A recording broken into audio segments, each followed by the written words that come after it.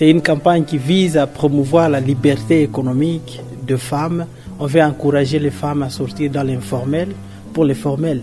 Parce que c'est une campagne qui vise à autonomiser l'économie de la femme, mais aussi à décourager les femmes à beaucoup plus investir dans l'informel. Parce que dans l'informel, dans cette campagne, on est en train de démontrer aux femmes combien elles sont en train de perdre en encourageant ces activités informelles.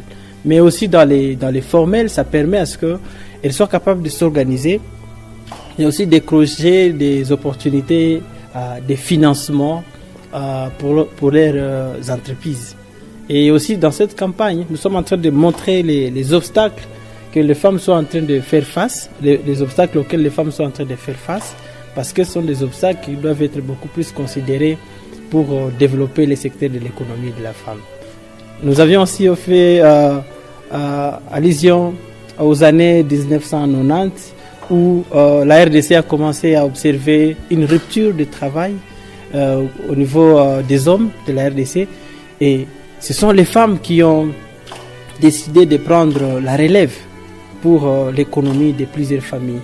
Maintenant, si le gouvernement considère aussi les femmes comme étant une main-d'œuvre importante dans les pays, le gouvernement doit réfléchir à prendre des mesures discriminatoires positives pour la création des entreprises, pour encourager les femmes à créer des entreprises. C'est pourquoi nous avions émis quelques recommandations, et surtout, la plus grande recommandation, nous voulons que le gouvernement, à travers les guichets uniques, arrive à réduire les frais pour la création des entreprises pour les femmes.